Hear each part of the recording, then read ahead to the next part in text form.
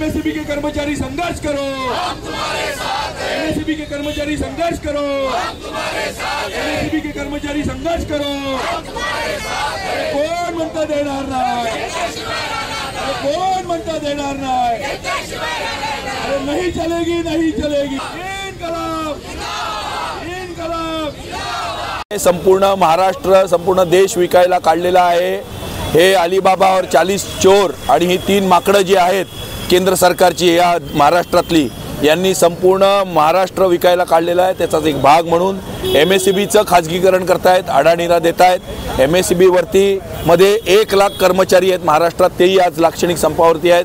त्यांच्या सर्व कुटुंबांवरती जवळजवळ 5 ते 7 लाख लोकांवरती उपासमारीची पाळी आहे। हे ठाणं संपूर्ण खाजगीकरणाच्या माध्यमातून एमएससीबी हे ठाणं गुजरातच्या अडाणीला द्यायला काढलेलं आहे। थोड्या दिवसांनी येऊन या ठिकाणी ते आमची नावं सुद्धा गुजरातमध्ये घ्यायला लावतील, आम्हाला विचारतील केम छो विक्रांत भाई, कैसे छे, गुजरात में आऊ छे।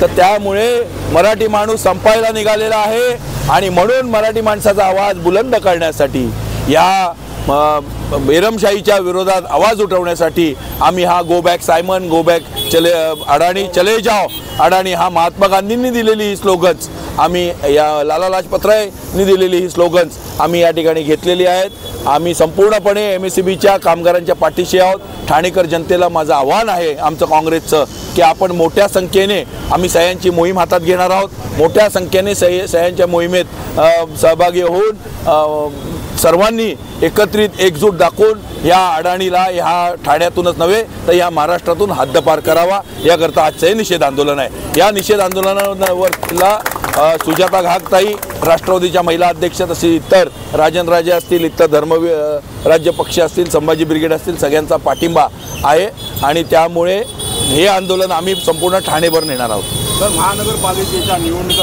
बघा, महानगरपालिकेच्या निवडणुका होऊ द्या किंवा विधानसभेच्या निवडणुका होऊ द्या किंवा मग लोकसभेच्या निवडणुका होऊ द्या, त्याच्याशी काही घेणं देणं आहे। जनतेचा आवाज बुलंद असतो।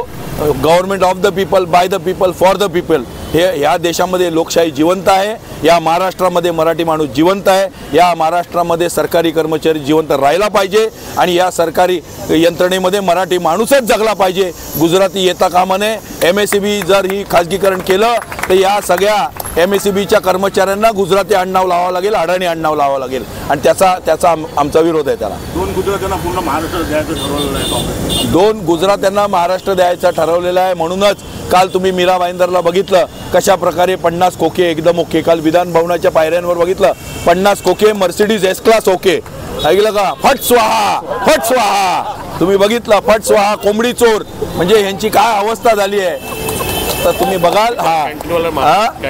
कॅन्टीनवाल्याला आज मारलेला आहे आमचे संजय गायकवाड, टॉवेल आणि ह्याच्यावरती बनियनवर खाली उतरलेत आमदार महाराष्ट्राचे। महाराष्ट्र हा आधुनिक महाराष्ट्र, महाराष्ट्र हा पुरोगामी महाराष्ट्र, त्या महाराष्ट्राची हे नेताना हे लोक टॉवेल आणि बनियन, म्हणजे टॉवेल गँग, बनियन गँग, चड्डी गँग अशी यांची अलीबाबा आणि 40 चोर झालेली आहे।